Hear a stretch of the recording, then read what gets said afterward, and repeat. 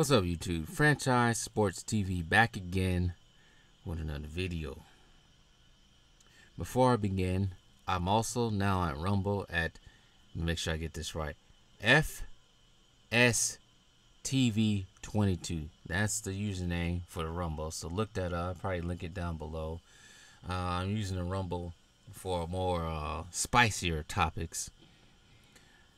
So when YouTube is getting on my nerves, freaking limit my Kobe Bryant videos. What the heck is wrong with YouTube? But anyways, there's one thing I'm getting tired of, and I'm getting tired of it with the younger generation.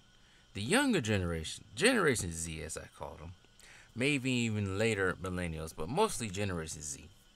I am getting sick and tired of them and their basketball knowledge. Their basketball knowledge is so limited. Some of these dudes think the NBA started in 2001, 2000, 1998. I'm just getting so sick and tired of this.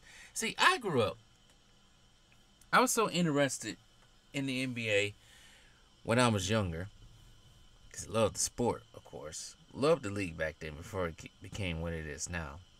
So, I think it was for 2001 Christmas or 2000 Christmas, I asked for the NBA encyclopedia at the time. And therefore, once I received that as a Christmas present, I read that big-ass book every morning while eating a bowl of cereal, eating dinner. I used to read books when I was eating dinner. Crazy. I used to read maps. I used to read maps while eating a bowl of cereal or eating dinner or eating chicken. Yes, I was a different kid. I loved reading back then. Reading maps. Reading all kinds of books.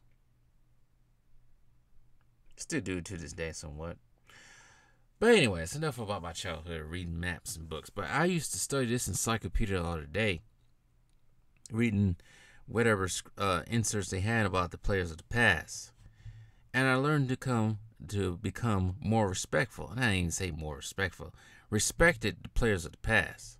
Because if it ain't for them, we would not have this watered down league that we have now. When I was growing up, we was told to respect your elders. Because if it wasn't for them, y'all wouldn't have none of this.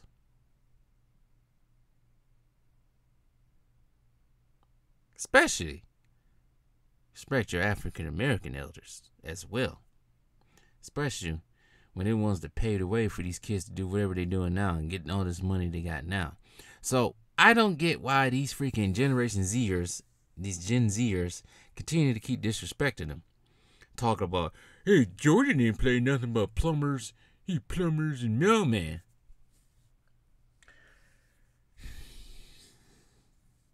I'm so sick of hearing that. Acting like Jordan had no competition to play with. I don't even have to say who Jordan played against and with during his time. From the time he was drafted in '84 until he retired. I don't even have to say who it is. You guys already know who he played against around that time. People just act like Bird was nothing. They disrespect Bird. They disrespect Magic even to a point. Disrespecting Kareem. They disrespect all of it. They disrespect the 70s players too. Disrespecting Wilt Chamberlain. John Havlicek. They disrespecting all these guys. Acting like they was none of plumbers. Shoot. These plumbers and mailmen and firemen had more heart. They loved the game more than what these kids doing now. These kids, they get this money. I'm bringing Zion into this. You know, I don't have to bring him into this. These kids, they love money more than the game. They love these freaking busted ass. You know, I gotta be careful how my words say on YouTube.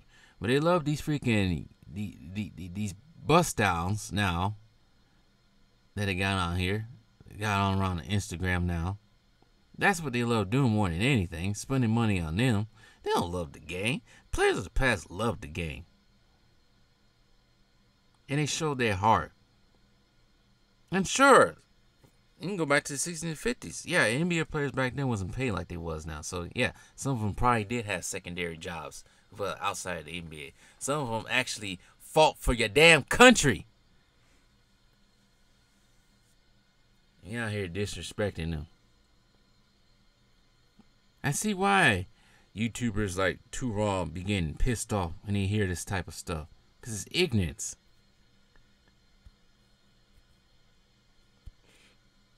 These players now, they want to gang up and play on the same team. They don't know no competition. They don't know what competition is.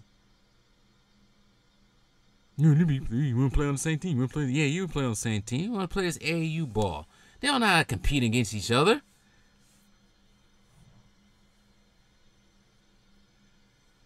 If they did, they wouldn't be stacking the deck all the time and still losing. That's the funny thing about it. Yeah, LeBron James out here stacking the deck and he ended up getting beat by Dirk. JJ Barea locking your ass down. JJ Barea stands 6 foot tall. Jason Terry probably 6'2" at best, locking your ass down. Deshaun Stevenson, which at the time, 2011 was a afterthought. Nobody cared about Deshaun Stevenson, but he go on the court, getting in LeBron's head, locking his ass up. Making fun of Dirk. Dirk just silently just lighting their ass up while sick as well. And then LeBron getting in his feelings. Hey, you guys had to go back to your ordinary, boring ass life. I get to roll around my money. Shut your balding ass up. Stacking the deck. I don't know how many times. You get your ass beat by the old ass San Antonio Spurs. Want to go run and crawl to freaking not Kawhi. Shit, I keep saying Kawhi. Kyrie Irving, get Kevin Love, freaking jettison Andrew Wiggins out of there. And then when the tough gets tough again, you want to go to the Lakers and stack the deck again, getting Anthony weak-ass Davis over there. Yeah, I said weak-ass Davis. Motherfucker can't stay on the court for 5 minutes without getting hurt. He ruined it. He bent his pinky nail the other way. He's sitting down there looking like Peter Griffin. You know when Peter Griffin be getting hurt, he'd be like, that's Anthony Davis every time he freaking roll his ankle or stub his toe. And then you got Kevin Durant over here jumping team to team. Players of the past didn't do that. No, they got their squad in play. All half of them was drafted anyway on the same team, so you can't call them a super team. They got their team naturally. And they just learn how to play with each other. To winning rings. They never thought. They thought jumping a team to team was the weakest thing you ever can do. But y'all continue to disrespect Bird, Magic, Jordan, Barkley. Yeah, Barkley moved team to team. But I know one thing. Barkley played. He played with heart. He played with 82 games. He did the best he could against the freaking juggernaut they called Jordan in 93.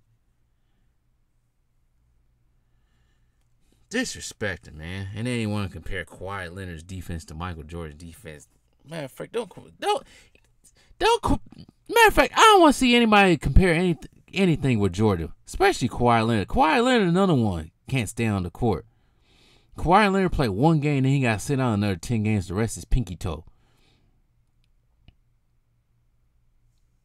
Don't ever compare Kawhi Leonard. I saw that. I don't know how long ago that was, but I saw a video on Players' Choice and them comparing Jordan's defense and Kawhi Leonard. Don't compare Kawhi to anybody. Especially don't compare it to Michael Jordan. What the hell's wrong with y'all? You got the nerve to talk about when you base this on. My eyes. Motherfucker wasn't even alive to see Jordan play in 1988 and 87. But anyways, I'm getting tired of this disrespect. And yeah, it is starting to gloss over the other sports too. At time, I never saw it in baseball. I don't think it happened in baseball, but it's starting to do it in football now.